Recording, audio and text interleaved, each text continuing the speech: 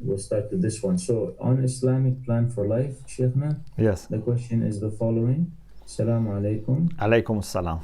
Thank you for your constant guidance. Inshallah, I will get to read your book on the Islamic plan for life soon. But in the meantime, my question is, in one of your previous lectures, you said that we should have faith in Allah subhanahu wa ta'ala, but should also make our own life plan.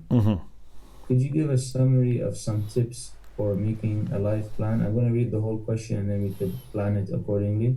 We have to plan the question on the Islamic plan for life. So can you give us a summary of some tips for making a life plan? What does a good life plan look like? B, sometimes things happen that can delay our goals, but they're extremely important to do. For example, supporting our family financially can hinder our personal financial progress. So could you please give us some examples of things that should have more importance over others in a life plan? Jazakallah.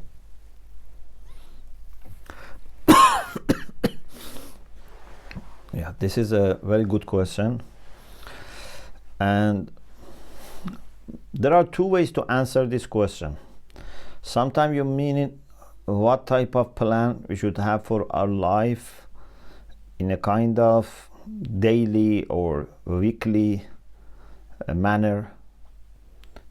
This is what we discussed it in a lecture about how to plan your day. And that lecture is available, alhamdulillah, and maybe inshallah Brother Abu Hussein can find and share that link for that lecture. But maybe the question is about something else. Maybe the question is not about how to plan our time, it's about how to plan our life. Although in that lecture this is also to some extent addressed, but this is for a more longer period of time. So we have to first identify our goals. What I want to achieve in this life, what I want to avoid and what I want to achieve, and then what options I have in pursuing those goals and how I want to pursue those goals. So if you have these most fundamental questions addressed and answered, then you can plan for your life. Part of it is about your study and job, part of it is about marriage, part of it is about your associations and friendship, part of it is about the programs and projects that on a voluntary basis you want to commit yourself, part of it is your work. And you have to make sure that all these things are informed and enlightened by your goals of life. So, like for example, maybe you have seen there are people who are very much concentrating. For example, sometimes some scientists become like this. If they have a question, day and night they think about it. Even if they are eating, drinking, I don't know, you feel that their mind is there. Till they solve that problem, they cannot relax. I don't want to say to this extent, but at least most of the day you should be thinking about your aims and goals, what you have achieved, how much is left, what are the manners and methods and ways of pursuing them. So this is very important. One of the very bad things is that we don't plan for ourselves and we think society plans for us, or I don't know, educational systems in the countries, they plan for us, or for example community plans for us. It's good if we have a caring, God-fearing community and they can help us, but in the end of the day every person is responsible. You can benefit from advice, wisdom, ideas of people, consultation, but you have to be making your plan and making sure that your plan would be implemented. And when you also plan and you identify your goals, this gives you chance also to look at it and see whether these are the really good ones or not. Because unless you really articulate your goals, you cannot evaluate them properly. Sometimes we have something vague in our mind, and day and night we work for that. But then someone asks us, what are you doing? It's just you are working day and night, for example, for a few $1,000. Or for example, you want to make a small house a big house. Is this something that is worth living and struggling for? Or for example, day and night you are working to get a position, for example, in politics or whatever. What do you want to achieve? You work day and night to become, for example, a famous alim. Then what? What happens? What is this fame going to do for you? So it's good to articulate and then think about it and really see it's worth mentioning, even to yourself, let alone to Allah subhanahu wa ta'ala on the day of judgment, that this was my goal.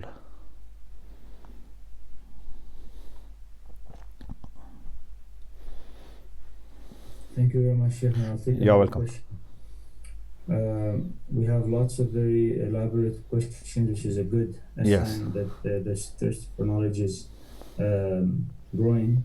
So this one is a very elaborate question, and there was more of this, so I at least had to take some of them.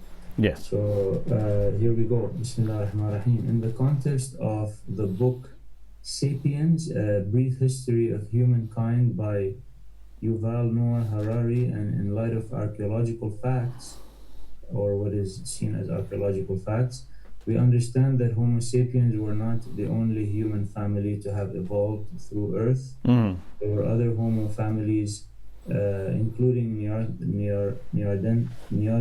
Neanderthals and Homo erectus, etc.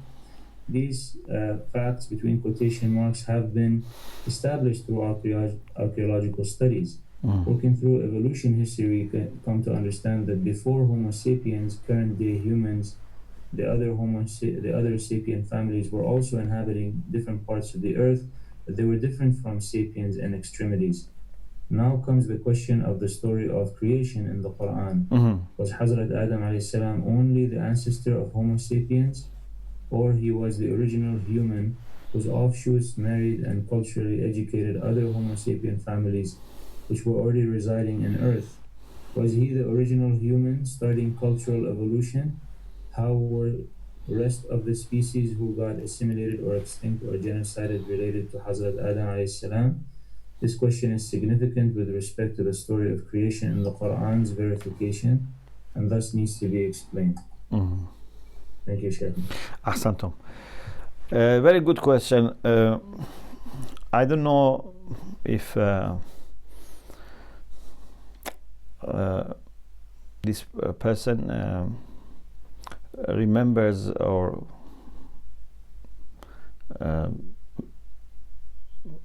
maybe I am just thinking maybe, but as far as I remember, we had this discussion in Islamic Belief System Unit 3 when we were talking about anthropology and evolution, theory of evolution. I explained, but because I have taught Islamic Belief System more than once, there is a chance that it was not in the series that you have watched. But I think it's actually every time I teach I mention this. Yes, but also we have some new students as well. Yes, we have new students. Actually covered. Yes. And the question is always good, but I'm just trying to give a kind of point of reference that if you want to follow up. So we said that we don't have any problem with theory of evolution because Islamic ideas which are mentioned in the Quran are compatible with theory of evolution as well.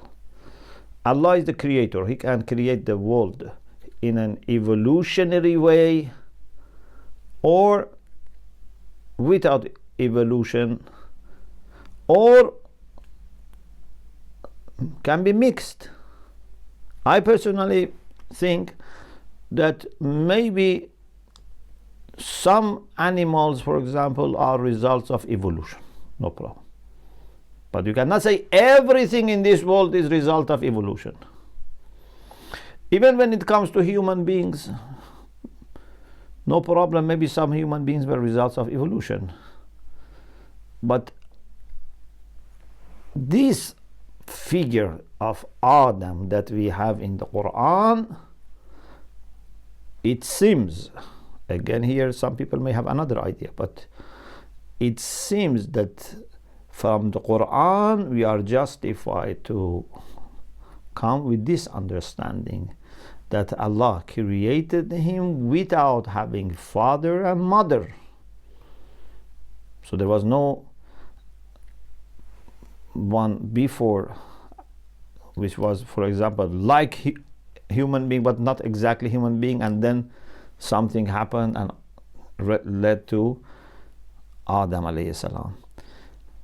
And in particular, some verses of the Quran are very helpful for this question. الذي بدأ خلق الإنسان من طين ثم جعل نسله من سلالة من ماء مهين. Allah started the creation of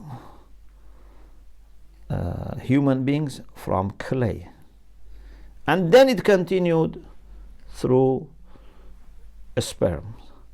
So children of Adam were not directly from clay, but Adam was from clay. This is one ayah. Another ayah which is very also helpful is إن مثل عيسى عند الله كمثل آدم خلقه من تراب. When the Christians ask the Prophet if Isa was not son of God, then who is the father of Isa? Everyone must have a father.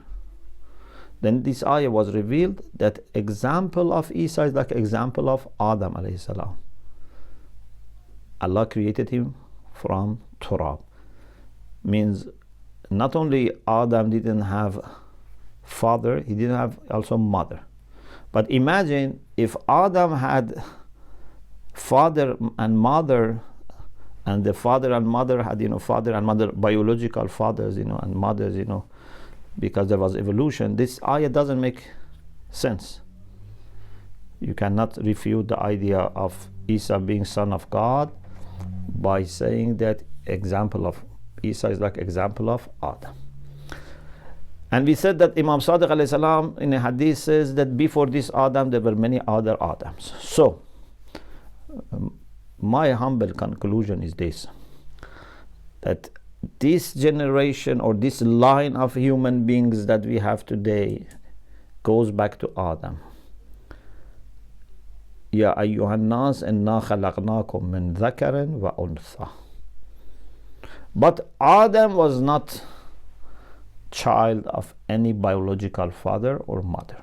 But maybe there were other human beings who were results of evolution, or they were created again directly but before Adam.